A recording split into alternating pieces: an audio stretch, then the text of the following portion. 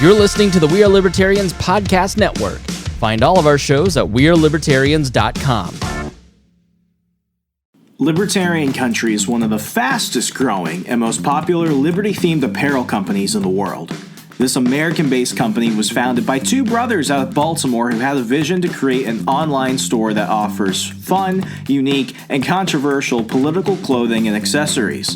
This five-star company offers the hottest shirts, hoodies, hats, and so much more. So check them out today. This is an independently owned, liberty-loving business that basically gives you the exact type of apparel and paraphernalia that you've wanted anyway. You just didn't know you wanted it now. Every purchase you make using the link in the show notes allows a small part of your purchase to come back and support the show. So go grab some awesome Libertarian Country swag using that link in the show notes. You'll thank me later. Real fast, let me go ahead and tell you about Inbox Dollars. Are you looking for a side hustle so easy you could do it while sitting on the toilet or in between commercials watching your favorite show? Unless you're like on demand and commercials are like an ancient thing to you, hear me out. Inbox Dollars has your back. For 20 years, Inbox Dollars has paid over $59 million in cash rewards to its members for doing everyday online activities such as reading emails, taking online surveys, playing games, and watching videos and TV. They also have ongoing promos and contests for members to win money online. And they share the top ways for people to get beauty samples, free printable coupons, and other free online stuff. With so many easy ways to earn extra cash online and having fun in the process, it's no wonder Forbes, Mashable, Bustle, and so many other trusted outlets name Inbox Dollars the easiest and fastest way to earn money online. If you're looking for a way to influence future products and services while getting paid at the same time, then Inbox Dollars is for you. Click the special link in the show notes of this episode today and get $5 just for signing up. Get this $5 signing bonus just for creating an account. That's Inbox Dollars. The link is in the show notes of today's episode. Get it, get your $5, and get started.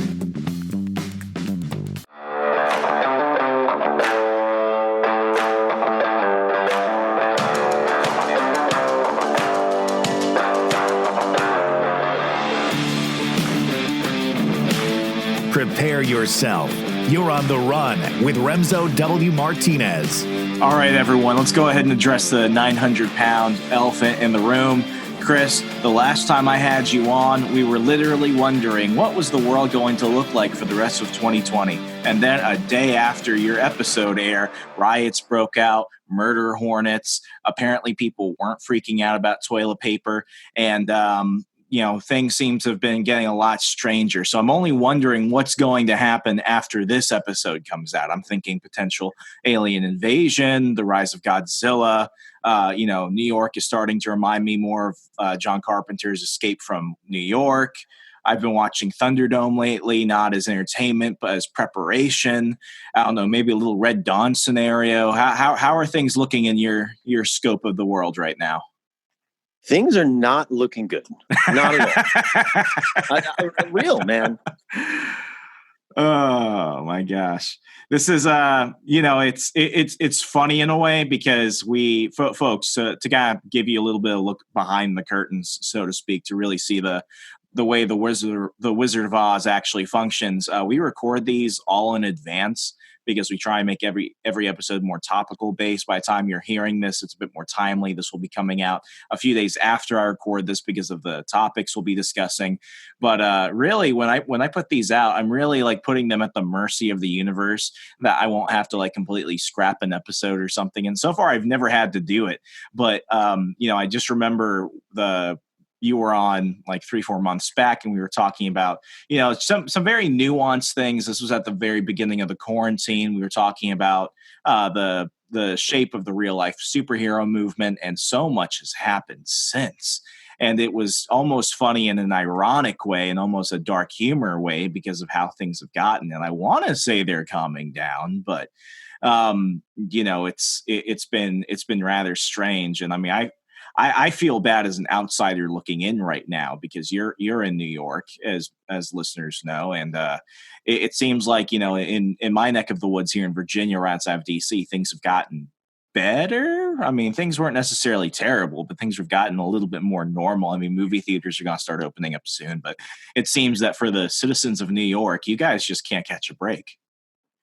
No, it's awful. Like, I don't know, like you go out in the city on a Saturday night and past 10 o'clock, you can't eat out anymore. Right. Could you imagine ever a day, the city that never sleeps shuts down at 10 PM pretty much? Like how long has that been going on for? It's been going on for a bit. It's weird, man. Is it just because of COVID? Yeah, it's all COVID, man. They've literally destroyed the entire city. I don't know. I'm just going to be like super real with this. This city, it's gone. It's gone backwards. It's going to be on par as of right now. I'm going to say murder is going to at least double what it was last year. Shootings is going to definitely more than double than last year. You walk around the streets, it's empty. New York City's empty. I'm used to New York City being packed. I don't mind a little more room. That's kind of nice. But when like it's ghost town, and it's barely anyone out. I feel like a majority of people out in New York City are homeless, drug addicts, drug dealers, and emotionally disturbed people. That's the stuff going on. It's nice. Yeah, I don't really know what to add to that other than are you thinking about leaving, or what do you do when you're in that situation? Because I always think, like, if I had what are the situations that would make me have to leave where I am? I mean, I'm not a city person, because I saw the cost of a 1-bedroom flat in New York and I thought, oh my God, I could buy a house in Indiana for that money. But like, the conditions I've been seeing, I know quite a bit of people that live in Manhattan and Queens. And I mean, a lot of them moved to North and South Carolina. A couple went down to Florida. A few moved here to Virginia. And when they're saying that Northern Virginia and DC is better than New York, cost wise and safety wise, everything else, I'm just wondering, like, it must be seriously freaking bad. But what's going on in your world right now when you look at these conditions? Because I can only imagine, you have to have wondered when is the breaking point, when I just have to, cut rope and keep going. I'm gone. I'm in New Jersey now. Oh, shit. Well, you already did that. Yeah. I still work in the city every day though. So I'm in the city every day. I do go there different times. Is Jersey that remarkably more convenient? It's, for me personally, it works out because my wife's from New Jersey, her family's here. I have a kid. So, it makes just life a little easier. But I can see that. But it is what a difference from New York, of course. But, I have to keep going on about like what's happened in New York because it's insane. And people wouldn't believe it unless they actually saw it. Now, I'm talking just walking around in one night. You would go out, you'd walk, just a couple blocks, you're going to see anywhere from 10 to 15 drug dealers just out openly dealing drugs. I was witnessing a bunch of drug deals just happen right out in the open. Junkies walking around with track marks all over them. I had in the middle of 34th Street, right out in the open, I see a guy getting his needle ready. I walk over, I'm like, yo, dude, what are you doing right now? And he wasn't aggressive or anything. He's like, oh, I'm sorry. I'm like, dude, you can't do that. You're out in the open. There's people around here. I'm walking around. There's people smoking K2 in the streets. I got a guy with his pants down to the floor in a drug daze, standing up and doing that, the little zombie standing and unconscious thing. Like this is like regular. This is normal. I walked across a guy smoking a crack pipe in the middle of the street. Like this is New York right now. It's just, I mean, hearing you say that, I can't tell whether I should just like not be surprised or still be surprised, because everything that the media is showing us really one of two worlds. Either it's de Blasio's New York and everything is freaking fine, or it's Cuomo's New York and everything is on fire, but it's manageable. And then, you go online, and I mean, the last time I watched any videos of stuff going on in the streets of New York, it was during the riots that broke out. And nothing says, fighting for the equality of the lives of Black Americans, like destroying a Rolex store and stealing iPhones. And that's going on. And a few blocks away, you have NYPD literally hassling people because they're not wearing their masks and social distancing. It's like, watching it from an outsider looking in, it's like bizarro world. Yeah, I think that we're at a point well past the protesting and rioting stuff. This is new New York. It has nothing to do with the protests, the riots anymore. This is just the state of New York. And it's weird, man. And I feel very different ways about it, because I feel like, honestly, it's in part the people's fault. It's in part the police's fault, and it's in part the government's fault. And I could go on about how I absolutely hate this government, especially in New York. Like, they've literally destroyed this entire city. You got this governor who is saying, we're not getting enough federal aid, so we may have to raise the MTA or raise your transit fares. And it's just like, dude, you shut down the entire city and you're not making money. One, because you don't have any tourists here. You don't have any business. You know how many businesses are going out? You walk around the city. Wasn't it like at least 5 a day? It's insane. I don't know how anybody's making a living. Imagine having a business and going 6 months without being able to operate. Or like you're a restaurant and now you have to do outside, and you only have outside seating for like 4 tables, and there's many of them who can't have outside seating. And it's just like, what do these people do anymore? I don't know. And it's only going to get worse because all these businesses are shutting down. All these people are going to be in major debt. You already got the streets filled with drug dealers, people shooting up heroin, people smoking crack out in the open. Like this isn't the 80s anymore. This is what's happening. And I don't know how it's not like on the news regularly. I don't know how this is not being talked about, but this is the state of New York, and it's looking real freaking bad. Everybody's moving out. I mean, what are they? What are like they telling you? Like, what does a better day look like? Because I mean, we're in like month 6 of the 15 days that was meant to flatten the curve. And I mean, I'm at the point now where it's like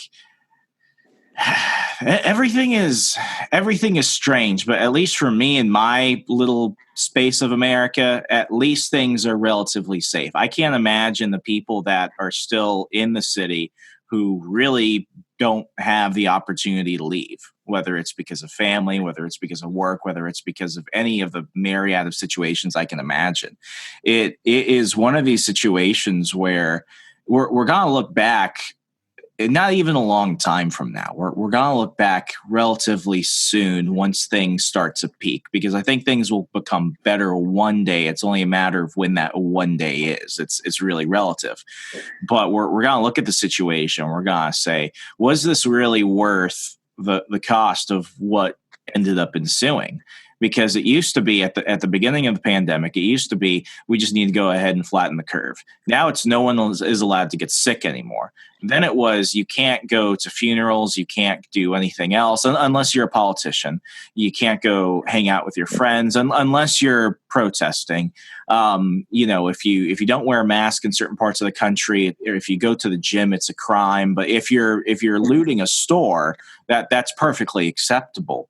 It's at the point where, we look at these big American cities, and it used to be, when you look at the big schism between Americans, I genuinely don't believe it's a race thing. I always think it came down to an income inequality thing. And what you have is you have coastal elitism from the West Coast and the East Coast. Then when you really break it down, it's like, people that live in the city versus people that like live in the Midwest, live out in the suburbs in the country. Now it's at the point where it's like, do you have the ability to leave where you are when times get tough? And I mean, I feel for people in Chicago right now, Chicago, I think you guys are just barely edging them out right now in terms of like the murder capital of the United States. But I mean, I'm seeing reporters interview people in Chicago and people doing that over in Detroit, and they're asking them like, "Are you thinking about leaving, or can you leave?" And they're like, "I can't leave. My family's here. I can't leave. I don't have the money to just pick up and go. What do I do? Nobody's hiring. There's nothing else to do. Am I just going to drive Uber all day?" And I think that's where things are coming. It's like we used to take such parts of life for granted, and now we're just asking ourselves, do I have the ability to escape obvious danger to myself and my long-term well-being, or don't I? And that's a really scary thing to ask. That's something that we only think of when we're thinking of, situations in foreign countries during like civil wars and stuff like that. Now we're looking at our own country. And I mean, New York is only like a 3-4 hours drive from Virginia. And now it feels like everyone is having to, feel it in a way where the whole country is feeling the discomfort of the city and the state. Well, if you were to drive here, you might get pulled over and be forced to fill out a form and quarantine for 2 weeks, or face a $10,000 fine. Who the fuck enforces that? That comes from our governor, our wonderful governor. And they have not the NYPD. I don't think would enforce that. I think they were using sheriffs or something. But yeah, no, that's what's going on in New York. Like you cannot come into New York if you're from. I think it was a very long list of different states that didn't allow that many to come in. It was like you had to have a certain amount of COVID rate or whatever. And yeah, they've been pulling over cars and with plates from different states and questioning people. What are they saying things are going to look like? What does a good outcome look like according to the government of New York? I don't know anymore. That's the thing. It doesn't make sense. I just don't get what they're trying to do anymore. It's where, yes, you understand because yes, if you protect everybody a little bit, you could save a couple lives. Yes. But they're literally decimating the entire city. And I'm not saying anybody's lives aren't worth it but you just can't stop everything. And you can't save everybody from everything. It's like we're literally trying to stop death. And that's just like people are going to die. It's not that we want them to. It's just that's just something we literally cannot control. It's like, you want to stop drunk driving. So, all right, we don't want anybody to die from drunk driving anymore. We're just going to ban alcohol. That worked out well. What I'm saying? Like, but we've tried that already, and it doesn't work out. And this is the problem we're facing right now too. It's the same idea. It's just, we want to save lives. Okay. But how much worse are you making everything else by trying to save a couple lives? Like, it's a weird thing, man. I just feel weird on so many levels. Of course, I think the government is absolutely awful. That's typically my feeling on government, but New York is atrocious. I think what they're doing is going to destroy a lot more lives and create a lot more desperate people. We're already seeing just in murder, we're losing lives because of everything that's going on. Wait, do those count as murders or do they count as COVID deaths? Because no one really dies from anything anymore except COVID. Well, if they test positive for COVID, they'll just throw it in with a number. You know that George Floyd was a COVID death. Oh God! Legally. No, I'm dead. Fucking. Are you serious? George Floyd was legally a COVID death.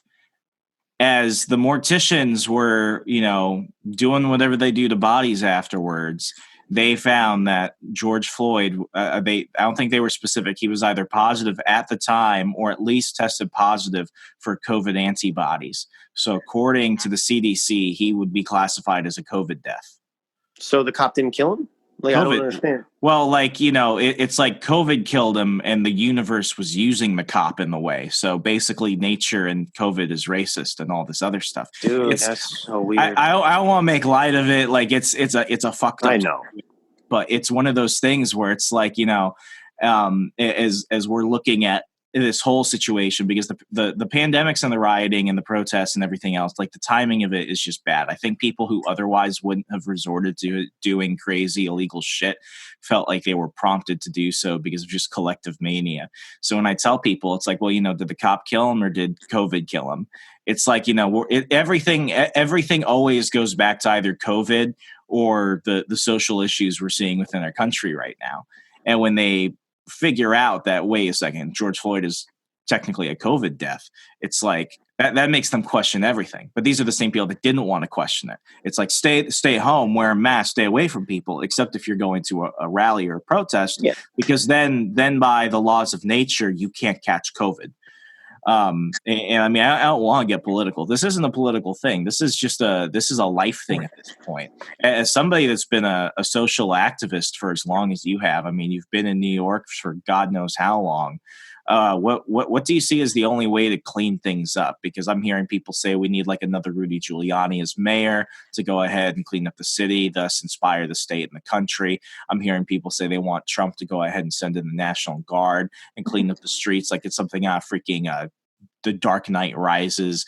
I mean, there seem to be like no good options because we're also asking the same people who made most of the problems to also fix the problems. So it's like a self-licking ice cream cone. The thing just never melts. Well, first off, the government doesn't care. Like we have to like just be real honest about it. They don't care.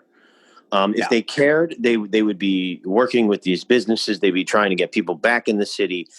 They would be, and as much as I hate government personally, they would be helping enforce safety measurements, and that would be to like the common sense thing to do. It's like, all right, let's figure this out.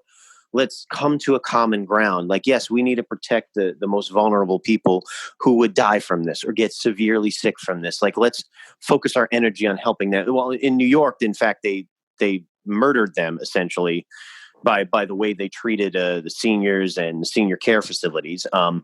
But we need to take care of them, the older population. We need to enforce certain measures in businesses that'll help keep everybody safe. It's stuff like that needed to happen. Yes, we want people to come to New York because New York makes its money from tourists, from people visiting, from people spending money in all these businesses. And all these business owners aren't like ultra rich, people. They're people trying to make a living. And their lives are being ruined and destroyed right now. Nothing good is happening. So you have to figure out how to actually open the city again. You get into a much larger conversation when it comes to the police now. I don't think the police are doing anything. I mean, I'm not usually a big fan of, just provide blanket apologies and praise for the police. But, I am like, okay, I've got friends that are like end qualified immunity. And it's like, okay, so let's look at what happened when they did that in Baltimore. You end qualified immunity. Now cops are just ignoring calls. It's like earlier they may have had maybe the inclination not to respond, but at the end of the day, they responded. Now you go ahead and you go ahead and end qualified immunity. And now the cops have really no incentive to go there because they don't want to be sued for something. So part of me understands that. I'm also not a big fan of police unions. And it's not because I have anything specifically against police unions. I don't like unions in general in most areas, primarily public sector unions. I think that private sector unions, as long as you consent to being part of them, they're fine. But like teachers unions, federal employee unions, the fact that the TSA has a freaking union bothers the living shit out of me. People tell me, how often has the TSA ever caught a terrorist in the 19 years since they've been around? Yeah. Quiet chirping. But, it's like if the cops really didn't want to have to respond to things, now we're creating an environment where it's like, are we surprised when they don't? Yes, it's an odd thing. Well, I guess you got to take this back a little bit. It started with the bail reform. And now there's many violent criminals that are not having to go to jail. They're just like, all right, wait your trial. Like, you don't have to worry about it anymore. Like, it's the bail reform has been letting violent and bad criminals just roam the streets, awaiting trial. So that was a big thing in actually starting this problem. And this is before COVID, this happened. And it's still happening, and it's still we're seeing people get let out on bail and then going out and committing more crime or murdering someone. They're letting people out of jails due to the virus. Why don't they just make them wear a mask? I don't know. I mean, it's like we're sending business owners to jail for like opening up their businesses, but we're letting these people out. It's like if all they had to do was socially distance, wear a mask, and throw on some hand sanitizer. There's a story where I think it was like a rapist. Somebody was like accused of rape or something. That was in my freaking town next door, Arlington. It was in Arlington, Virginia. This dude who had been like put in jail for years for like rape and assault, and he had a long track record. He got out, and then he went to I guess it was his ex-girlfriend's house or something, and he murdered her. And I don't know if he killed himself or what, but it's like that's just one example. There was a case of a dude who had murdered multiple people in Florida.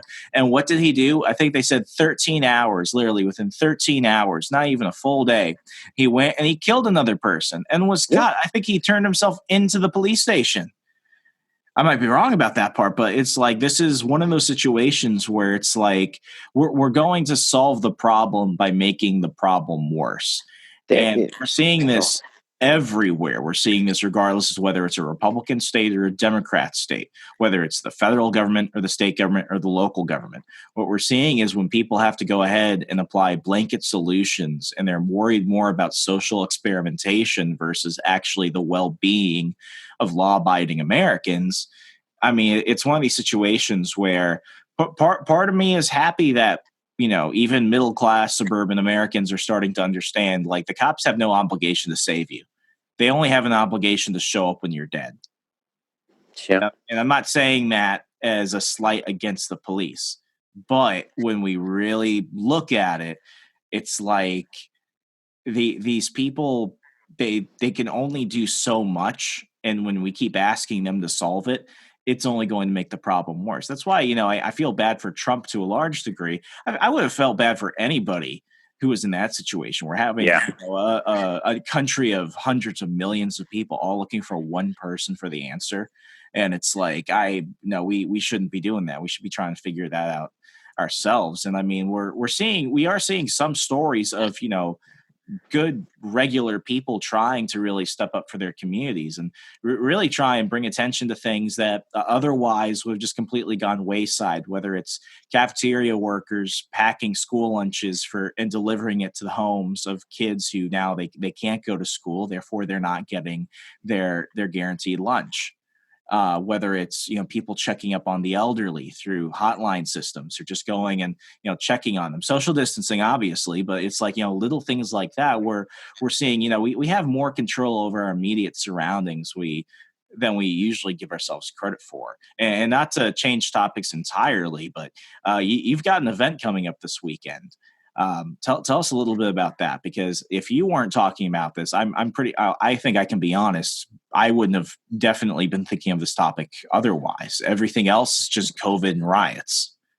Well, yeah, and that's one of the things that kind of came out of this is this movement to bring awareness to child trafficking, human trafficking, sex trafficking, to sex offenders. And it's a cool thing. And I saw it and I was like, wow, man, like, and who doesn't hate human trafficking, child trafficking, people who go after children, pedophiles, like those have to be all like the most hated, people / thing. No, well, I mean, in academia, pedophilia is no longer something that should be, ostracized. It's just a different state of mental being. That would be academia for you. Speak to anybody. You speak to anybody. I don't care if they identify as a liberal, as a conservative. Anybody who's a normal human being, regardless of their political affiliation, will tell you that is wrong. That pedophiles are evil, awful people. 10 years ago, if you had told anybody, like 5 strangers off the street, that there would be a whole movement in the upper echelons of society where we're paying people hundreds of thousands of dollars to teach our young people that pedophilia is something that you shouldn't, point out as being a remotely negative thing. You would have thought that they were talking about a freaking bad movie. Yeah, I do. Part of my work is confronting pedophiles and calling them out and exposing them online. Like I have fake profiles as like, posing as little girls or boys. And man, I've seen your screenshots. That shit's hardcore. Yeah, man. Like, I met up with a guy and I, confronted him. He thought he was meeting a 13-year-old girl, but it was me popping up. Okay. You got to start from the beginning on that one. You got to really lay that one out. What happened? I do, I have the fake profiles online, posing as young children, and these people friend the profile or they message the profile and they start striking up a conversation and talking. And I'm like, I post the conversations too. So people can see like what kind of sick dirtbags they are. Like, and, I make it very clear, like, hi, like I'm only 13 years old or I'm only 12 years old. And you have 25, 35, 45, 50-year-old, people messaging these young children, trying to talk to them and talk about sex and trying to meet up with them. And, this one particular one, I think they were like 27 or something, talking to, I think, a 13-year-old, they thought, which was me. And they wanted to, get together, of course, paying all the compliments, this, that. I want to get to know you, and I always add in there, like, even though I'm only 13 years old, it's like, oh, age is just a number, or, oh, we're just friends. This is the sick stuff that's always said to minors. Man, this is like freaking Chris Hansen meets Batman. Yeah. I do it. A lot of other people do this too, which is cool to see. And yeah, the guy thinks he's meeting a 13-year-old girl and he's going to get pizza and then she's going to come back to his place. But instead, it's me rolling up and with my angry New York accent yelling at him. But that's some of the stuff I do. And when you get a little more into it, there's a really big community online of all these people, exposing pedophiles and like reporting like child porn accounts. And man, if you get deep in this stuff, man, you're going to get sick. How many pedophiles there are, how many people peddling child porn. Like it's insane. But there's a movement and I think the movement's beyond just kind of like some online people that's kind of spreading across the country, and they call it different things. It's another weird, bizarre community in itself, but it's a Save the Children or Save Our Children, or, some people are calling it the 100 City March, where everybody in all different cities. I think they're past 100 cities at this point where this is going to happen. August 22nd, that we're going to go out as a group and we're going to be doing a march wherever you are. Everybody's going to have their signs. We're going to be taking a stand against child trafficking, human trafficking, sex trafficking, pedophilia, things like that. And we're going to be bringing these issues to light. And it's just going to be massive amounts of people getting together to take a stand against that and raise awareness that all these things are happening and going on, because this is destroying people's lives. How many children go missing every year? How many children wind up, being a sex slave? Go on Netflix, watch the Jeffrey Epstein documentary and see what was happening to these young kids. Man, let me, okay, I'm not going to get into the conspiracy train, but let me say this. When both Left America and Right America looked at Jeffrey Epstein after he killed himself, and they all started accusing other people of killing him, but the overall consensus was Jeffrey Epstein did not kill himself, I genuinely thought for like a flicker in history that America could finally find common ground on something again. Yeah, and unfortunately, I don't think it worked out that way. Well, no, COVID ultimately killed, no pun intended, COVID killed any Jeffrey Epstein momentum. Yeah. Because it's like that, it just really kind of sprung a life of its own. Then when this whole thing happened, I mean, the FBI caught Ghislaine Maxwell, and she was held in the freaking same cell the same cell block that Epstein was kept in. And everyone was like, well, it's only a matter of time till she quote unquote kills herself. But it's one of those things where, we really began to switch almost without a second's hesitation from focusing on something that was going to expose a lot of people. And my thing was let the let the Jenga tower fall. Like if you got to take down one piece and a bunch of pieces to have that whole thing fall down, I don't care. People I like, people I don't like, Democrats, Republicans, Take rich out people, everyone. poor people. Like if they were involved in that, they need to go. That's why, like when Tom Hanks got freaking Greek citizenship as soon as all those other records from Ghislaine Maxwell came out, and Chrissy Teigen is deleting her stuff. I'm like, you're telling me that John Legend's wife and Woody from Toy Story have something connected to Jeffrey Epstein? All that sentiment just went out the window. I'm like, okay, no, now they're on America's shit list now. It's like Bill Cosby. It's like, growing up, I freaking love Bill Cosby. I love Little Bill. Yeah. Now everyone looks at Bill Cosby and they're like, fuck that guy. Yeah. It's weird, man. Everything's political. Unfortunately, a virus that's, wreaking havoc on the nation right now is a political thing. Even this, like, Save the Children thing, it becomes political as well. And I don't know how people can't just unite behind a good cause. Everybody's got to bring their politics into it.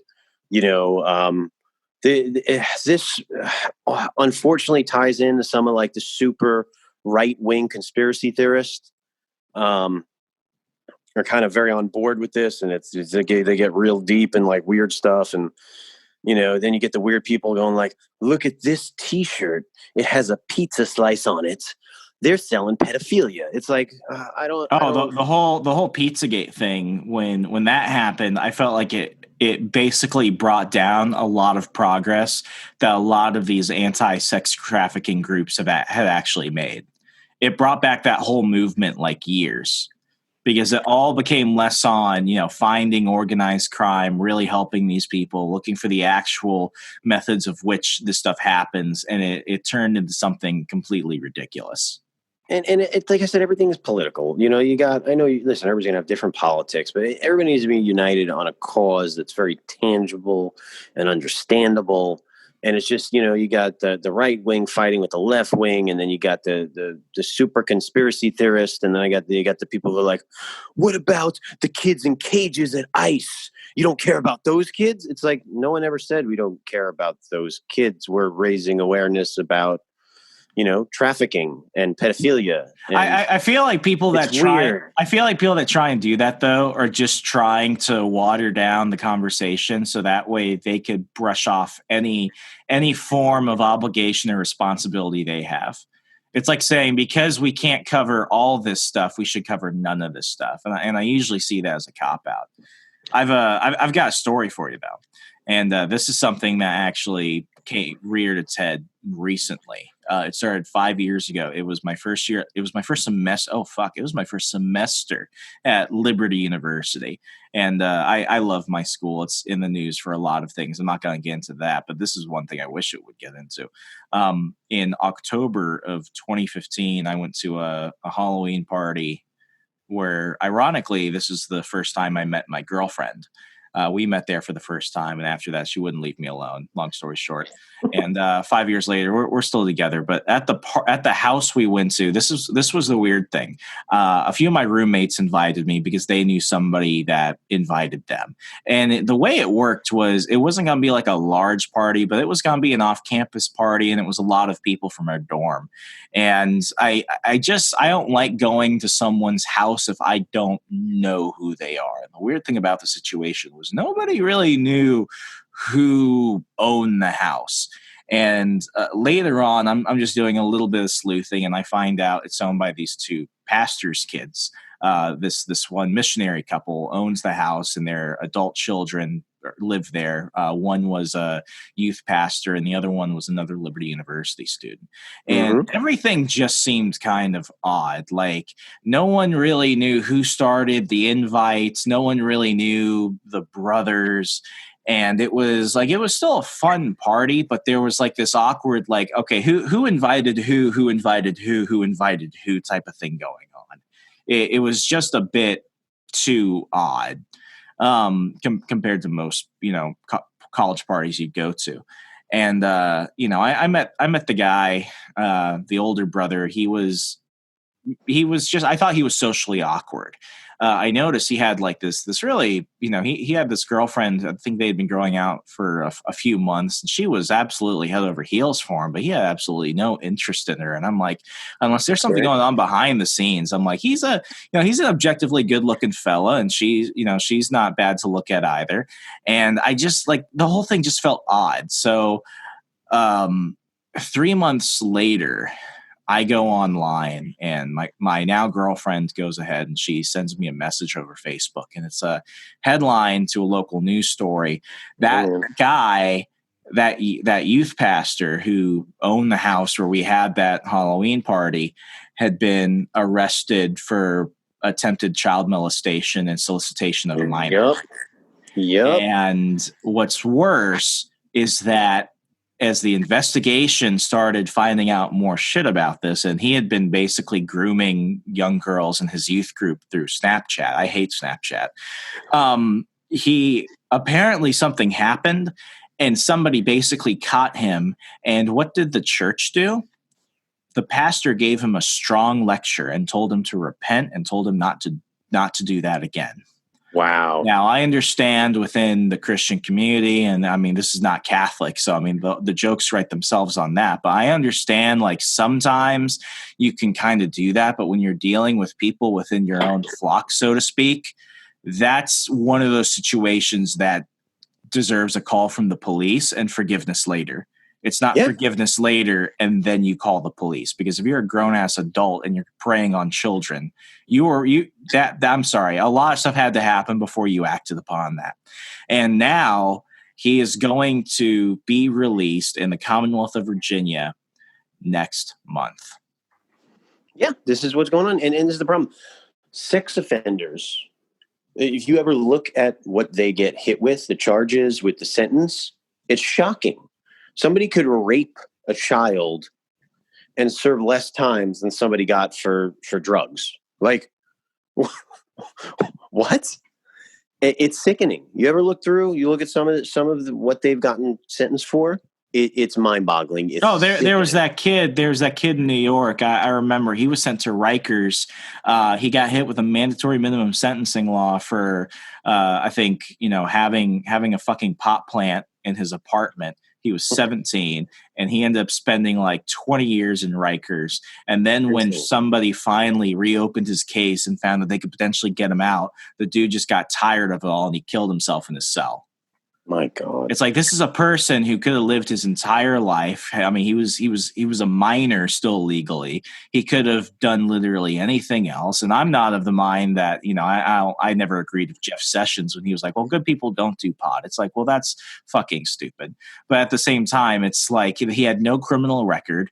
He just got caught at the wrong place at the wrong time. He made a mistake. He should have gotten punished for breaking the law. Of course, I believe that. But the way that they just completely threw the book on him to make an example of him, like, it's one of those situations where it was like, that man was never getting out.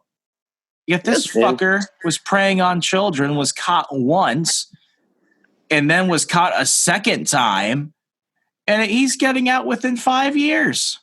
Yeah, no, there's people who've raped children and only got a couple of years. That's the stuff that happens. And that's part of, why I really wanted to do this march. I think we need to call attention to horrible issues like that. I got a kid.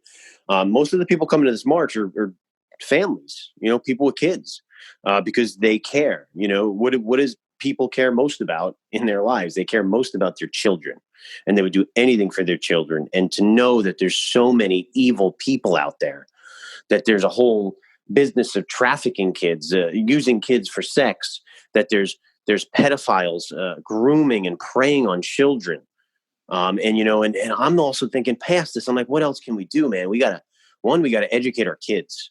Like parents have to know how to teach these kids, to stand up for themselves in any situation, to be able to be strong enough to say no to people, to when an adult says to them to keep a secret, no, that's a really bad thing. And you do not keep secrets with adults, especially ones that aren't your parents, right? So they have to understand, if a parent does something to you, a family member does something to you, you need to be able to speak about that too. So it's just a really complex thing. I'm trying to figure out how to do more after. But I want to keep working on this, man, exposing pedophiles, calling them out.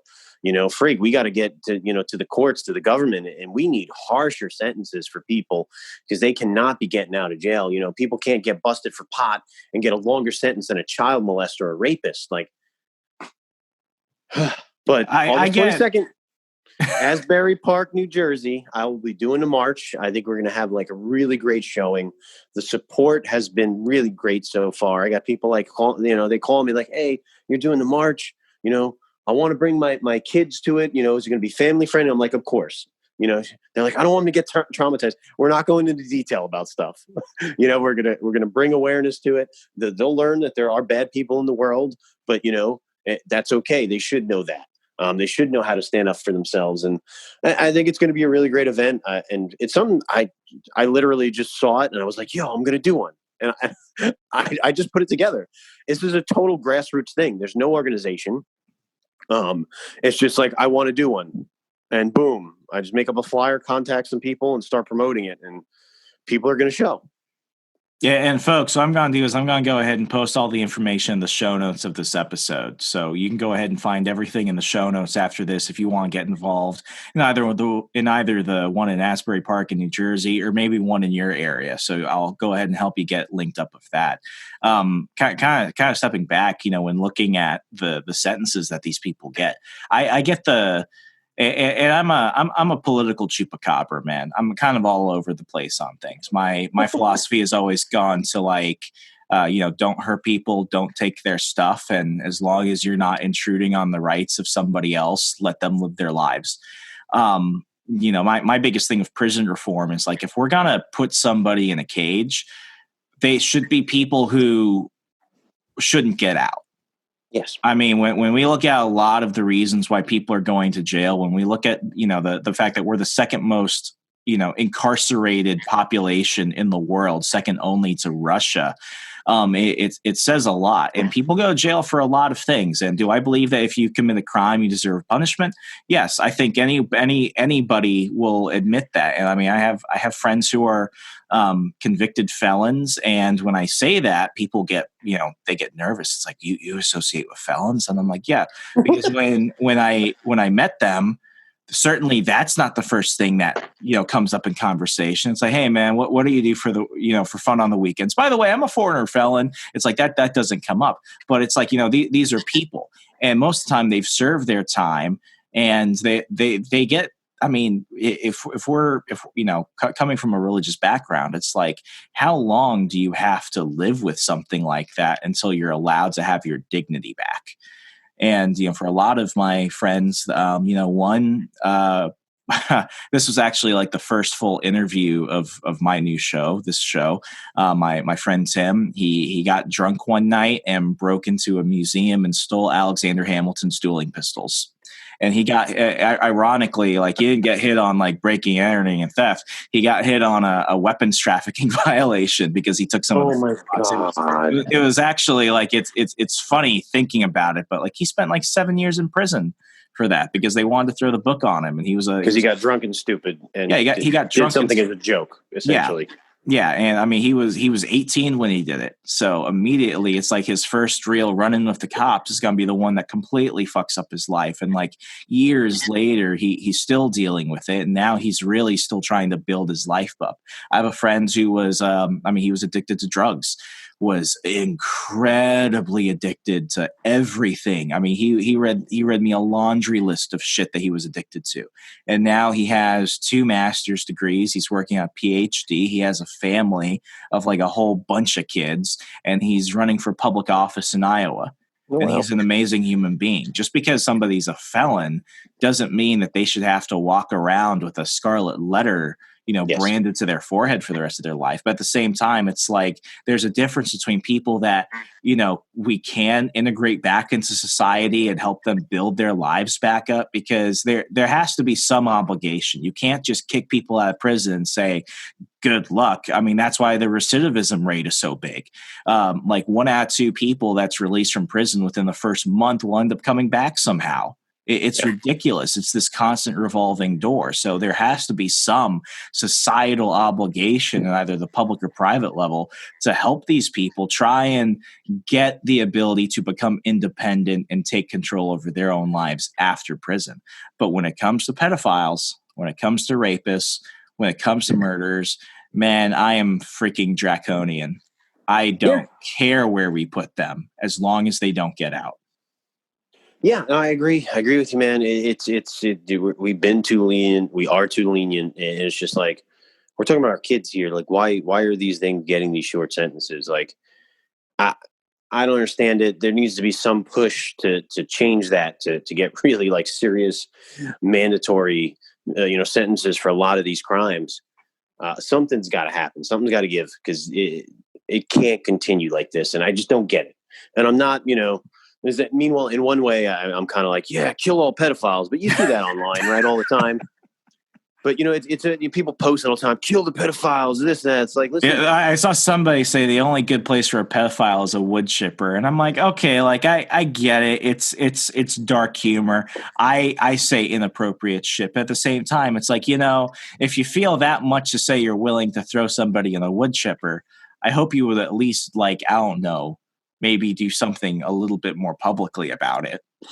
Well, that's what I'm saying. It's you got all these people like, yeah, kill the pedophile, this, that, or like, it'll, what was a popular one I'm seeing now? Oh, if you hang all the pedophiles from trees today, they would make really good decorations for Halloween in October. That is funny. But listen, it's funny, but like, people act all hardcore. So it's like, but you're not going to do anything. Like it's nice to say, and like, I understand the sentiment. But let's all start actually getting real about what we can do. And I think it's not an easy thing, because you got to get involved with the government in some way, shape, or form. You got to petition. You got to do this. These rallies. I totally agree. We, get involved with the legal process, do that. But even just, your life is an example of somebody where it's like, if you saw a problem, go try and fix it yourself. And even if you fail, at least you say you did something. We live in a society of people that don't do anything.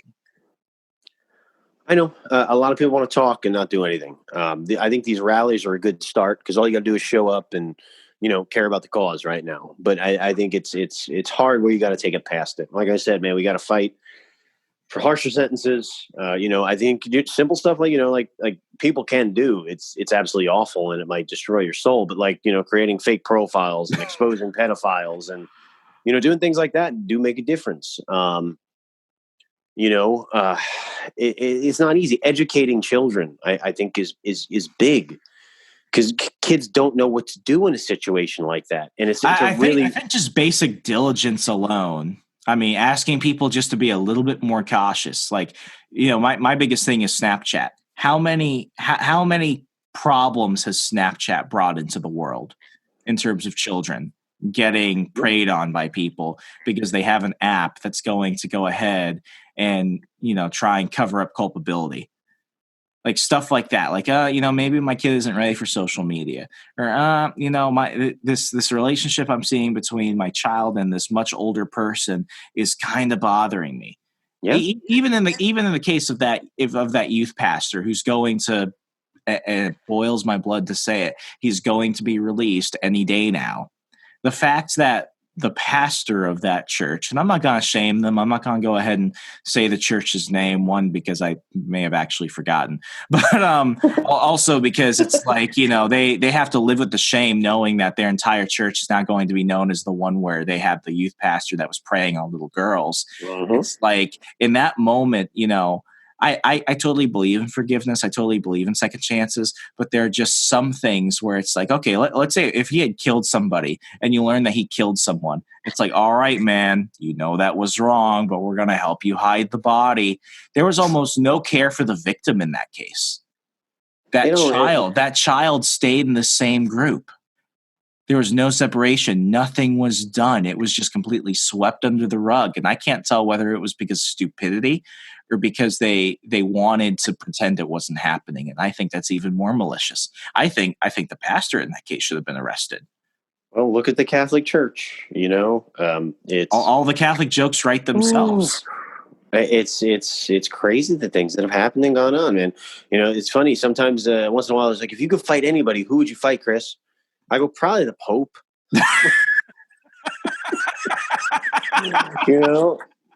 Because let's be real, this is a guy who's at the head of a church who's protecting people who hurt children. So I'd fight the Pope, absolutely. But, is there a person who you would fight you can think of right now?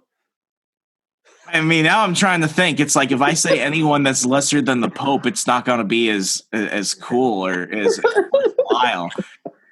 I mean, it's one of those situations where it gets real into like the moral ambiguity side of things. I've been out of journalism already 3 weeks now, and I've already noticed that my blood pressure has gone down. And people have noticed I've been a little bit more chipper, and they're like, "Why?" And I'm like, "Well, it's because I'm not having to watch TV all day." And so, what do you mean you're out of journalism? I have a new job. All right. I got a on-the-spot offer on a Saturday to start a new job for a really cool role for a tech startup on Monday, and I've been doing it for 3 weeks. And it's in a field that I really enjoy. And I mean, I might get into journalism again one day, but I felt like this was a good natural progression. But I can also tell you that being in full-time media, it was one of those situations where it's like you're just watching constant rage bait all day long, and just people who just, and I cut my teeth in commentary, so I don't try and criticize commentators too much, but you have a lot of armchair quarterbacking and not enough people actually doing anything. Like I just think it's kind of sick that we have people online who are famous just for throwing bombs at each other. And it's like, what the fuck have you actually done? Like, what do you actually do to impact the world in a positive way? They don't. And they don't. And that just really sickened me. And it's one of those situations where it's like, I hate it when people are like, oh, it's all this person's fault. Okay, well, here's an example. It's like with what's going on social media. I don't like Jack Dorsey at Twitter. I don't like Mark Zuckerberg. I have no problem saying that publicly. But I don't like them for different reasons than why most people don't like them. The average argument, it's like, oh, they're censoring me. It's like, are they really censoring you, Trump lover MAGA 69 on Twitter and your 5 fans? I don't think you're being shadow banned. I really, really highly doubt that. I had a woman one time. So we put up a poll. I was in charge of the Washington Times Twitter account, so we put up a poll, and I had to take the poll down because there was a typo. And it's a Twitter poll. It means nothing. I put those up. Here's a little trade secret, folks. If you see a publisher or a news company put up a Twitter poll, it's not because they're actually trying to collect scientific data. It's because they're trying to drive up their impression, so that way you'll actually click on some of their other shit. But yes. I put up a poll like, who do you think will win, Biden or Trump? And I misspelled something in one of the hashtags. It was really embarrassing. So I took down the poll within 5 minutes. Within 5 minutes, some grandma from Texas with like 70,000 followers starts telling people the fake news Washington Times is attacking President Trump by silencing your voice. And I'm like, oh shit. And she starts. They get like 5,000 retweets. Oh my God, it was insane. So we start getting all this hate mail, like, you're fake news, you're doing this. I mean, the messages were crazy. But then that woman went ahead and messaged me and was like, hey, why'd you take it down? Will you put it back up? And I said, well, there was a typo. I didn't do it maliciously. I didn't think it was worth putting back up because it was only up for 5 minutes and 20 people saw it. So she asked me, well, can you please put it back up if you know what the typo was? And I was like, sure, whatever. If you're going to retweet it, of course I'm going to say yes to free attention. I'd be stupid not to. So I go ahead and put it up, and then they're like, haha, we forced it turns from this conversation of, can you please put up my Twitter poll, to we forced the fake news media to listen to the truth, America. And I send her the thing, she retweets it. You know who wins those polls? I win those polls because I get the impressions. I get what I need. Doesn't matter who wins the poll. I win the poll. And, she messages me back after I say, okay, here's the link. Thank you. Have a good day. And she's like, thank you so much for doing this. It's hard being a Trumper on Jack Dorsey's Twitter. Now I know what it feels like to be a Jew in the Holocaust. Oh my God. And I'm sitting down. And I'm like, you've got to be fucking kidding me. Wow. He did not just say that. So, yes, do I believe that Jack Dorsey is a bad person and Twitter is an evil platform? Do I say that about Mark Zuckerberg and Facebook? Yeah. But we have to remember, if people hated it so much, they wouldn't be on there. And they wouldn't be arguing about their data being stolen and their info being mined and sold to Cambridge Analytica in China and all that other shit. Because at the end of the day, also, nobody ever reads terms of service. It's not my fault. It's not really Mark Zuckerberg's fault that people didn't read the terms of service. So I dislike them for reasons that are contrary to the reasons why a majority of anti-Facebook, anti-Twitter people will say they dislike them. Because when you listen to their complaints, it's almost always self-inflicted. And we like to create our own outrage. And it's like situations like this. It's like here you have people that are organizing at the grassroots level to talk about something in an age where everyone wants to talk about literally anything else. And they're doing it because they're passionate about it. I don't want to see people go ahead and say, oh, well, I would, but I've got all these other excuses. It's like if you actually cared, you would find a way. And sometimes there aren't ways. But that doesn't mean you just don't get involved at all. That means you find another way to get involved. And we're living in a world now where I don't think this is new to mankind. I don't think this is new to anybody. But if there was ever a way to make change in the most simple of ways, it's got to be more than sharing a post on Facebook or making your profile picture black. It has to come down to actual action to impact the lives of others. It's funny. That's something I talk about all the time. It's like, well, yeah, I stole it from you. I'm going to copyright that for saying too. But I made a post about that, and man, people were angry about it. Like people were angry because I guess this is the thing in this modern age. It's so weird. Somebody says something, and it wasn't really has anything to do with these people that got offended by it. This is like. Somebody I know had been attacked by people for their politics, and they basically, because they don't like their politics, they set out Jews to destroy their life. Well, I know, but people set out to destroy people's lives over a difference in politics. It's like you said something I don't like online. I'm gonna make sure you lose your job and your spouse loses their job and you're run out of your neighborhood. Yeah, when stuff like that happens, it's like this is the mentality of the mob. And they think they're doing something just and right. And these people consider themselves activists by sharing things online. And when somebody says something they disagree with, calling them all types of names and trying to, cancel them, that's the type of stuff that goes on. And I was just angry about that type of mentality. So I make a post hey, if you want to go outside, why don't you actually, be an activist, or you want to do something good, why don't you actually step outside your house and do something to help people? And it was a picture of me helping somebody with their wheelchair, going upstairs.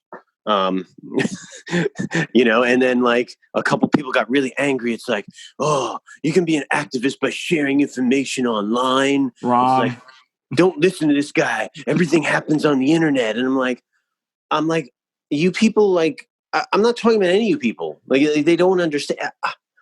My life is weird, man, and I've dealt with a lot of weird people. Oh, and it's horrible. Have you ever seen? This is a dumb question. Have you ever seen The Matrix? Of course. Have you ever wondered whether or not the machines put people in those pods, or if people walked into them willingly? Well, actually, no, I have not. There, you're not going to be able to. You're not going to be able to sleep tonight. Now you're going to be thinking about that for a long ass time, and then you're going to ask somebody that question, and then they're not going to be able to sleep or stop thinking about it. You just red pilled me.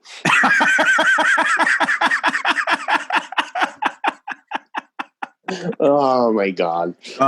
Chris, this has been an awesome show. I'm going to have everything in the show notes. This is going to come out this Wednesday, so a few days before. Oh, good. So people can prepare for it. If people want to connect with you, find all your misadventures in real life and online, how can they do so? Just look up Dark Guardian. You can add superhero in there probably. But I'm on Facebook. I think it's Dark Guardian SH. I think the same thing on Twitter, the same thing on Instagram. So Dark Guardian SH. You could probably find me on most social media.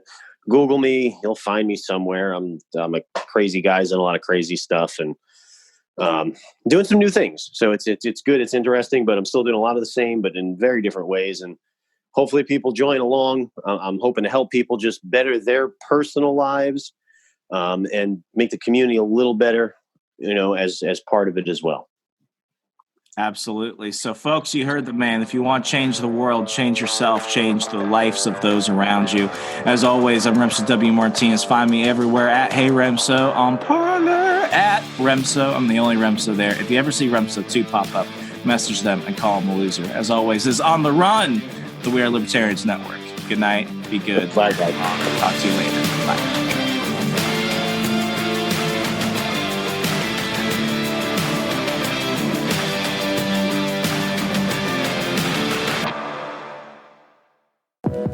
Check out our other shows and more from the We Are Libertarians Network at wearelibertarians.com.